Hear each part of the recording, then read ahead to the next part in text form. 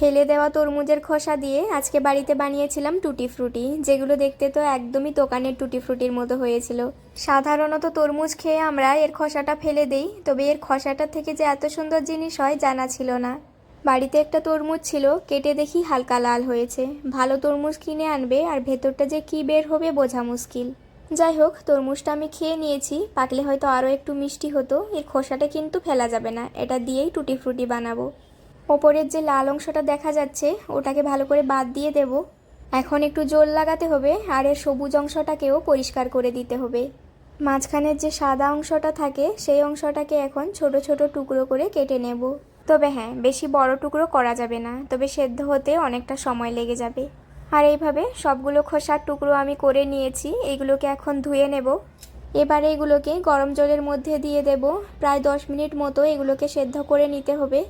এতেই অনেকটা সেদ্ধ হয়ে যাবে। এরপর একটা বাটিতে তুলে রাখতে হবে। এরপর কড়াইয়ের জলটা ফেলে দিয়ে নতুন করে আরেকটু জল নেব আর তার মধ্যে চিনি দেব।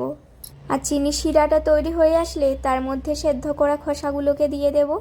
এটাকে 10 মিনিট এখন এইভাবে নাড়াচাড়া করে নেব। আর যখনই জলটা শুকিয়ে আসবে তখনই তুলে নেব। আর আমি এখানে 3টে বাটিতে ভাগ করে নিয়েছি, যাতে দোকানের মতো দেখায়। এখানে আমি 2টো ফুড কালার নিয়েছি, একটা লাল আর একটা সবুজ। তবে হ্যাঁ, ফুড কালার না দিলেও চলবে, এটা শুধুমাত্র ভালো দেখায় আর কিছু না।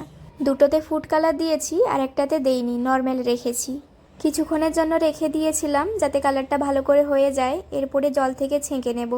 প্লেটে ছড়িয়ে এগুলোকে কিছুক্ষণের জন্য ফ্যানের তলায় রেখে দিয়েছিলাম যাতে ভালোভাবে শুকনো হয়ে যায়।